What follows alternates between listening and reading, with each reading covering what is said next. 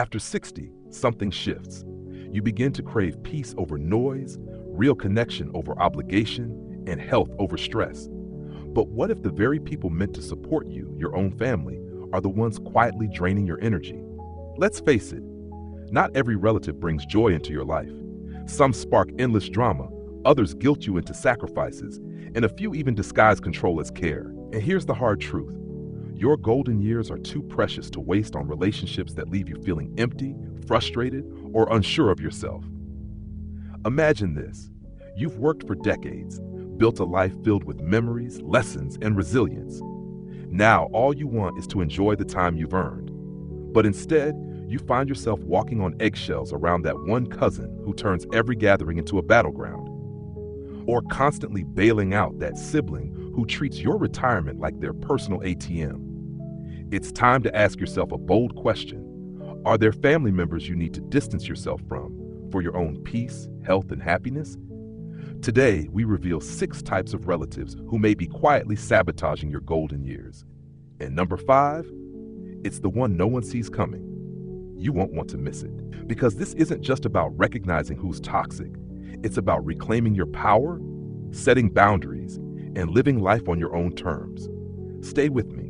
By the end of this, you'll see your relationships through a new lens and finally have the clarity to choose peace over pressure. Relative number 1, the drama queen. She doesn't enter a room, she storms into it like a thundercloud ready to explode. There's always a crisis, always a scene, always some emotional wildfire burning out of control. And somehow you're always expected to drop everything and become her emotional firefighter. At first, you brushed it off. That's just how she is, you told yourself. Maybe it was your cousin Tara who cried over cold turkey at Thanksgiving, or your sister-in-law Clara who turned a birthday party into a meltdown because someone sat in her spot. You used to tolerate it, maybe even tried to soothe her. But now, after 60, it hits differently. You feel the weight of her chaos pulling at your peace, draining your energy like a slow leak you didn't notice until the room went quiet and you could finally breathe again. The drama queen thrives on attention. Small issues become full-blown catastrophes. A delayed text, a betrayal, a difference of opinion, an all-out war. And the worst part, she ropes everyone in. Suddenly, you're stuck in a story you never wanted to be a part of, playing the role of the peacekeeper, the fixer, or worse, the villain. But here's what they never tell you. Drama isn't harmless. It chips away at your well-being, raising your stress levels, disturbing your sleep, even taking a toll on your heart. Science has shown that chronic stress can shorten your life. And why should your golden years be cut short because someone else refuses to grow up? You can't control the storm, but you can control whether you stand in the rain. Setting boundaries isn't rude, it's survival. When she starts spiraling, don't jump in to rescue her. Step back. Don't answer that call right away. Don't respond to that guilt-laced message. Let her weather her own storm. You've spent decades learning how to care for others. Now it's time to care for yourself. Your peace isn't optional, it's essential. Your calm, your health, your happiness, they've all been earned. Don't let anyone, no matter how loud, take them from you. Life after 60 should feel like a deep breath, not a constant sprint through emotional landmines. So, the next time the drama queen tries to pull you in, remember, you're not her audience anymore. Relative number 2, the money leech. They always call with urgency in their voice. Just this once, they say. It's an emergency. A medical bill, a car repair, rent that came out of nowhere. You want to believe them. You've always wanted to help. But soon the pattern becomes painfully clear. It's never just once. At first, it feels like compassion. You tell yourself, family helps family. And maybe that's true. But what happens when the help turns into a habit? When every message comes with a $sign attached, and every visit leaves you lighter, not just in your wallet, but in your spirit? You hesitate, and they lay it on thick. I do it for you. Don't you remember what I did back in 1994? Suddenly, you're not just being asked for money, you're being manipulated into feeling like you owe them your retirement savings. And here's the cruel twist. The more you give, the more they ask. Because they figured it out. You're the easy one, the one who won't say no. But here's the truth. Kindness without boundaries isn't generosity. It's self-sacrifice, and you've already given enough. Think about Robert. He worked for 40 years, saved every penny, dreamed of seeing the world. But his younger brother Eddie always had a reason he needed just a little help. First, it was a business that failed. Then it was rent. Then a can't-miss investment. Robert kept giving until one day, his retirement was gone, and Eddie had moved on to the next soft-hearted relative. This isn't about being cold. It's about being wise. You can offer advice. You can offer support in ways that build independence, but your bank account should not be their safety net. You've worked too hard to let someone else's bad habits steal your joy. Your golden years are for you, to travel, to relax, to live freely, not to bankroll someone else's poor decisions. It's time to draw the line. Say no with confidence. Say yes to your future. Because real love doesn't drain, it empowers.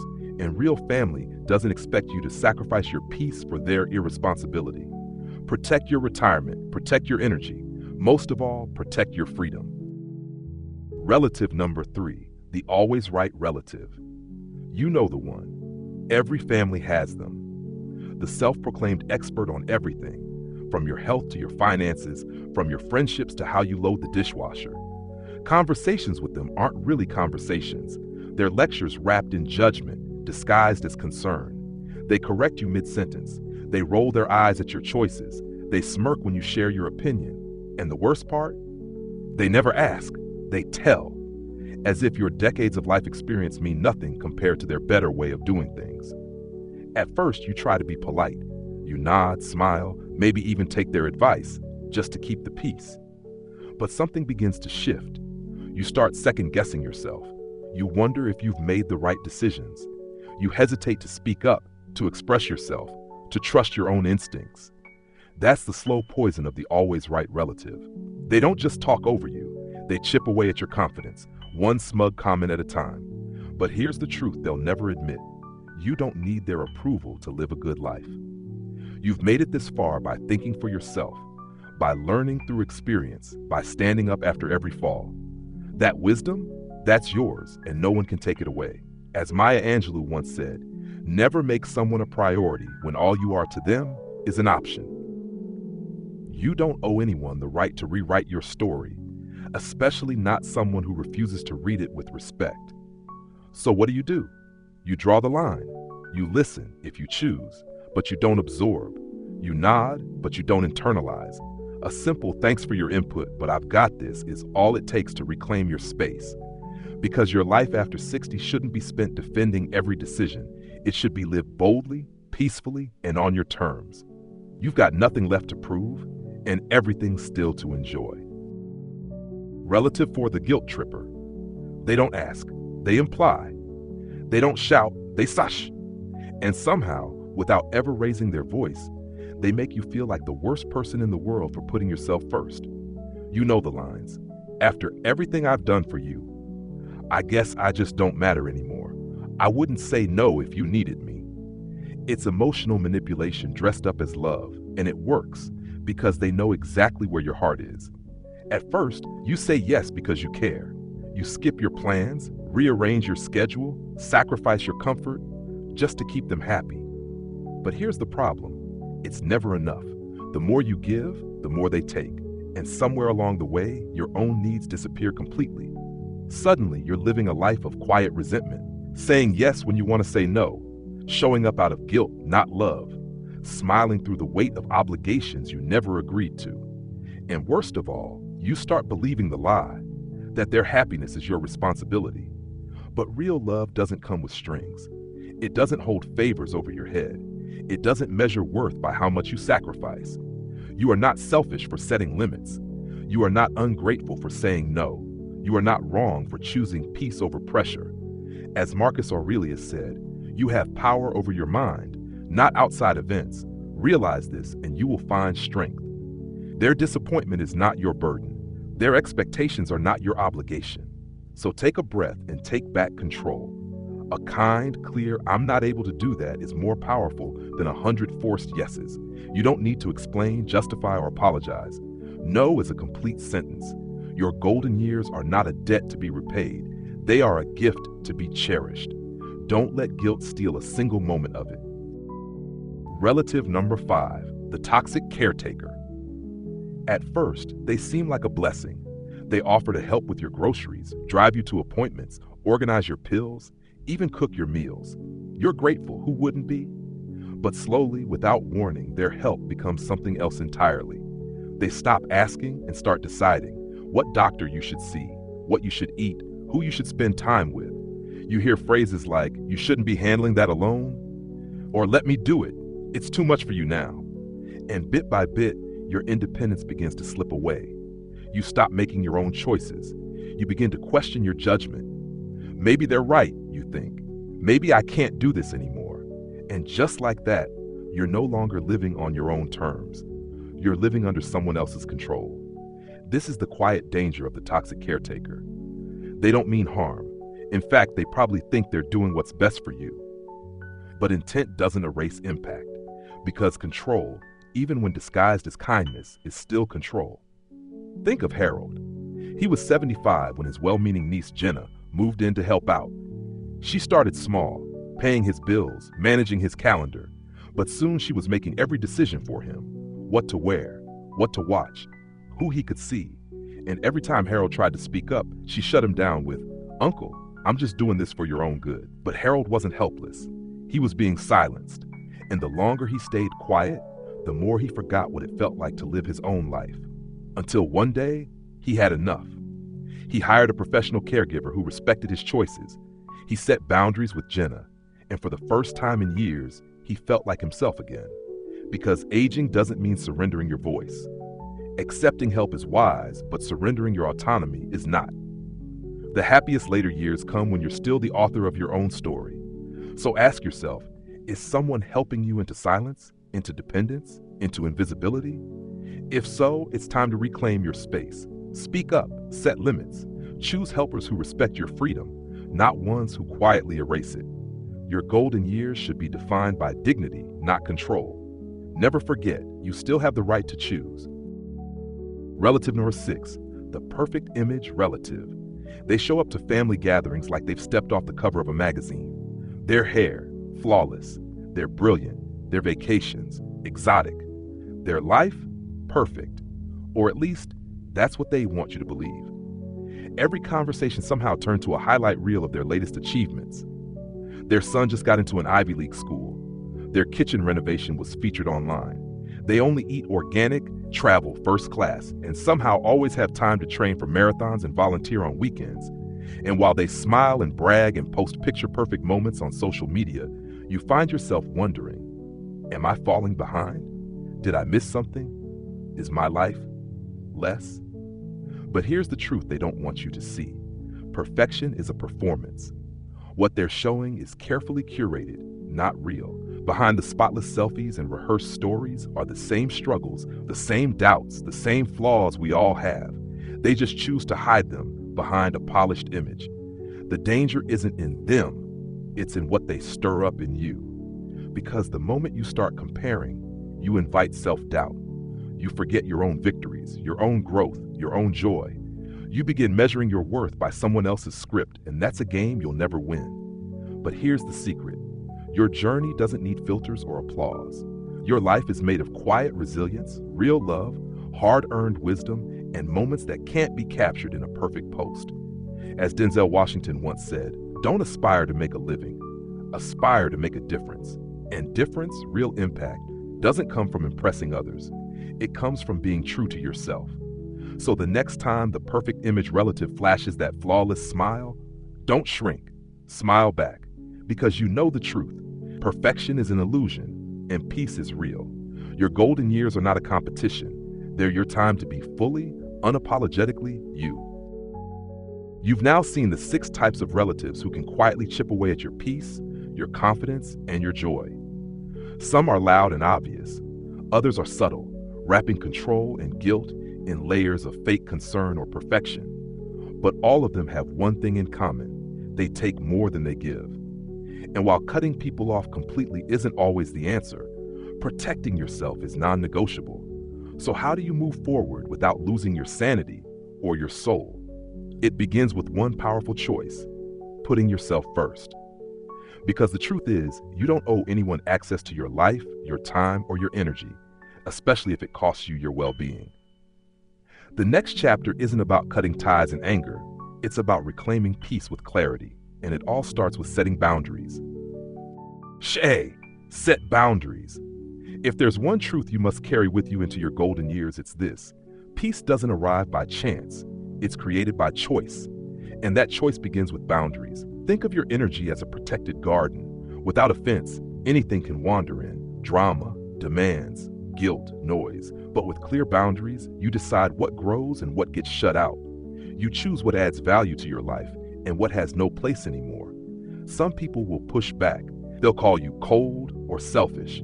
But that's only because they benefited when you had no limits. The moment you stop giving them unlimited access to your time, your emotions, your resources, they'll notice. Let them. Because setting boundaries isn't about rejection. It's about self-respect. Maybe your sister calls every day to vent about problems she never wants to solve. Or your nephew expects you to drop everything for a ride. Again. Or your cousin assumes you're free all the time just because you're retired. You have every right to say, I care about you, but I can't keep having this conversation. Or that doesn't work for me. Or simply no. You don't need an excuse. You don't need to explain. You don't owe anyone a yes when your body and spirit are already saying no. As Warren Buffett wisely said, the difference between successful people and really successful people is that really successful people say no to almost everything. Your time is sacred now. Your emotional space is a sanctuary, and your boundaries, they're not walls to keep love out. They're gates to let peace in. Stand firm. Speak gently. Protect your joy like the treasure it is.